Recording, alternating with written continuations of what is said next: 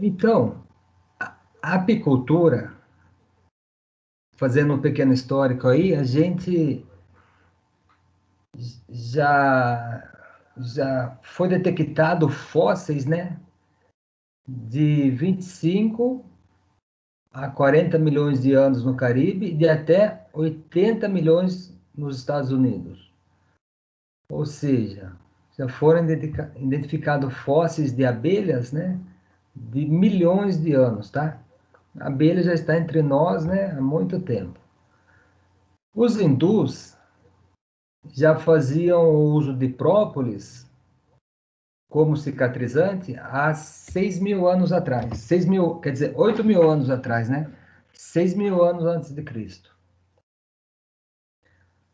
Nos egípcios já foram, nas pirâmides já foram encontrados esses potes de barro, né? Que vão dizer assim, eram utilizados para apicultura, né? E aí, mais recentemente, no século aí 17, né? Surgiu a apicultura moderna. A partir de quando?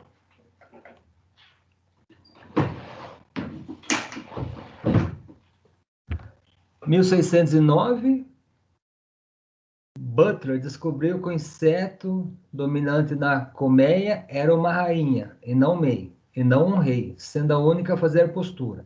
Então, já em 1609, descobriram a importância da rainha na colônia de abelhas, tá? Daí depois, 1630 a 1680, começaram os primeiros estudos sobre a biologia das abelhas.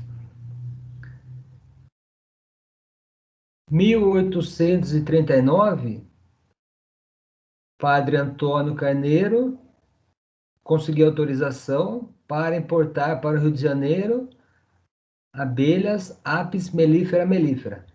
Então, essa Apis mellifera mellifera é conhecida como a abelha europeia, tá bom? Então, ela chegou já no Brasil em 1839, trazida pelo padre Antônio Carneiro. 1839. A partir daí, a apicultura foi sendo desenvolvida, né? Em 1865, o pastor Lorenzo Langstroth inventou a colmeia Langstroth. O que é a colmeia Langstroth? Essa caixa de abelha que a gente é acostumado a ver aí na televisão, ou se alguém tem algum conhecido apicultor, né? Na qual é feito, é colocado uma série de quadros, né? E esses quadros aí contêm um espaço entre um e outro de 6 a 9 milímetros. Então, isso daí tudo no apiário, é tudo já calculado, tá? E essa colmeia levou o nome de colmeia Langstroth, ou colmeia padrão americana. Então, foi esse pastor matemático e apicultor Lorenzo Langstroth foi quem propôs, em primeiro lugar, a utilização dessas caixas que a gente vê hoje aí nos apiários. Em 1865, aí o Lorenzo Langstroth, né, também é conhecido como pai da apicultura moderna. Em 1865 surgiu a primeira centrífuga de mel. Logicamente era uma centrífuga manual, né? Onde é colocado aqui os quadros, daí a pessoa começa a virar esses quadros e a partir disso é produzida, separado o mel do favo, não é isso? E aí segue, 1873, 79, 76, olha aqui, 79, Frederico Hahnemann importou abelhas italianas. Então, abelhas Apis mellifera linguistica, já é outra raça, outra subespécie. Chegou ao Brasil pelo porto do Rio Grande do Sul. Em 1880 surgiu o desenvolvimento da gaiola onde fica armazenada as rainhas, né? 1906, Emílio Schenck foi o primeiro grande apicultor do sul do Brasil, né? E criou o Parque Apícola de Taquari, onde começou a difundir a apicultura.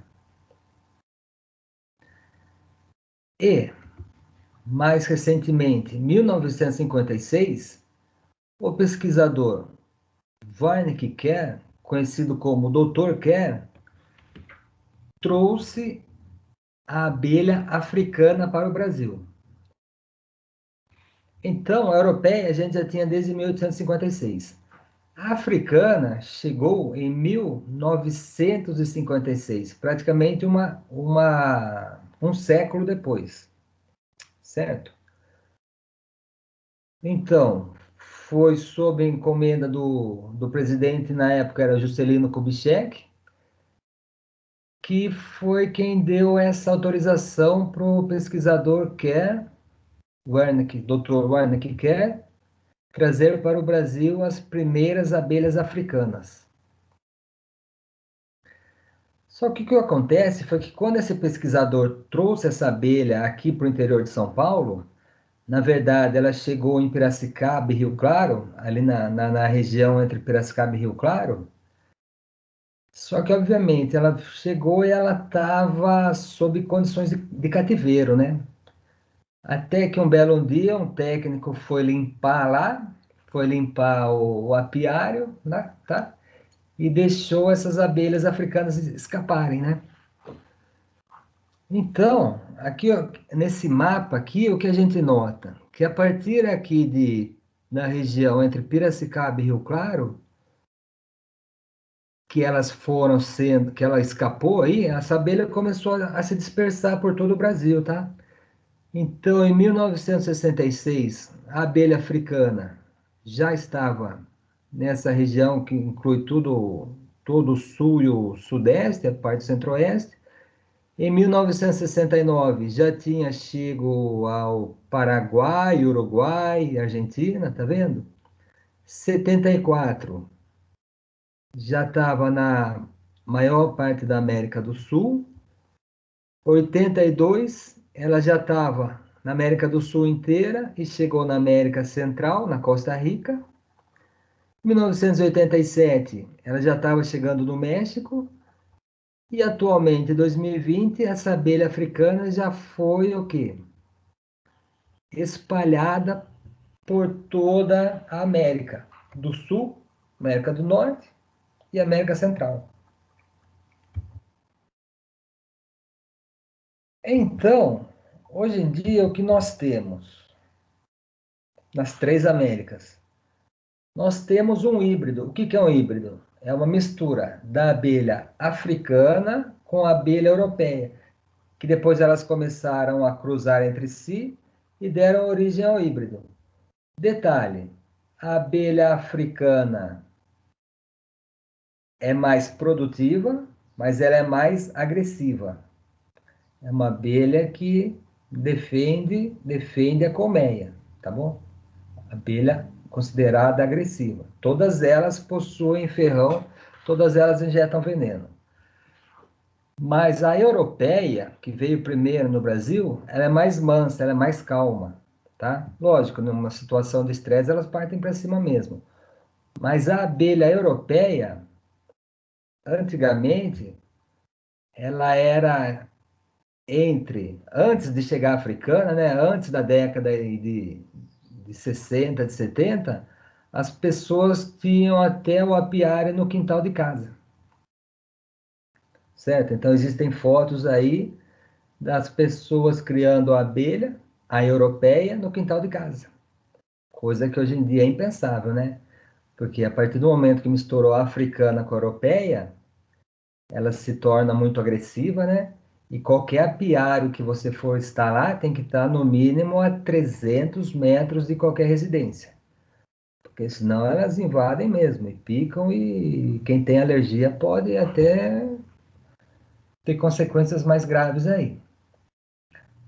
Mas qual é o benefício, então? O benefício da europeia é que ela é calma. Você conseguia criar ela até no quintal de casa. Essa era a vantagem. Mas a desvantagem é que ela não produzia muito. Não era uma boa produtora de mel.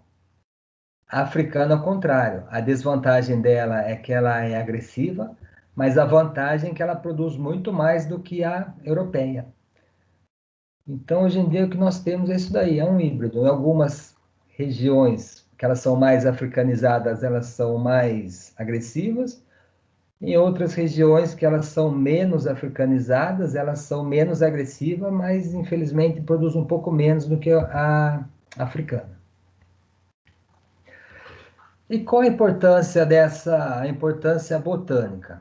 A gente viu aí que as abelhas fazem a polinização, só que detalhe, cada vez que a abelha faz a polinização, ela aumenta a produção da cultura. Então, por exemplo, existem diversos e diversos estudos sobre isso, tá? Mas, em média, calcula-se que a presença de abelha no laranjal aumenta em 25% a produção de laranja. Então, o que acontece? Muitos produtores de laranja, chega na época da florada, que é agora na primavera, eles contratam os apicultores, o apicultor vai lá, leva a caixa de abelha, coloca no laranjal, né? E durante essa florada tem esse benefício duplo. A abelha tira vantagem porque produz muito mais mel, porque ela tem muito mais néctar, né? E para o apicultor isso é bom. E para o fazendeiro é bom também que a produção de laranja aí aumenta em 25%, certo? Mas, no caso de café, esse aumento é muito maior, 77%. No caso de morango, 100%. Você dobra a produção se você tiver abelha por perto. No caso de pêssego, aumento de 29%. No caso de soja, né? Então, aí você veja só, se o cara planta soja, o produtor planta soja, e próximo à cultura da soja ele tem o apiário, algumas caixas de abelha, esse aumento pode chegar a 40, 50, e tem estudos aí que eu já vi na internet falando até num aumento de 70% da produção. Ou seja, muitas vezes o produtor, né, o cerealista, está sofrendo para conseguir um aumento de 5%, 3%, 10% na sua produção, e a presença de abelhas fazem esse aumento chegar a 40%, 50%, 60%. E assim vai, no caso da produção de maçã, 50% de aumento. Couza, que é uma cultura utilizada para óleo, 30%. Então, são inúmeras culturas que a presença de abelhas incrementam essa produção. Abóbora, girassol, né? Laranja, maçã, pêssego, soja. Então, são todas plantas que possuem o que a gente chama de polinização entomófila. O que que é isso? É uma polinização por insetos, tá? E sempre que a gente fala polinização por insetos, 80% das culturas são polinizados por abelha. Então, a abelha é, de longe, o inseto que mais poliniza as culturas agrícolas. Seja a abelha Apis mellifera, que é essa abelhinha amarela e preta que a gente está acostumado a ver, seja as abelhas nativas ou indígenas, ou abelhas sem ferrão, que são as trigonas e meliponas.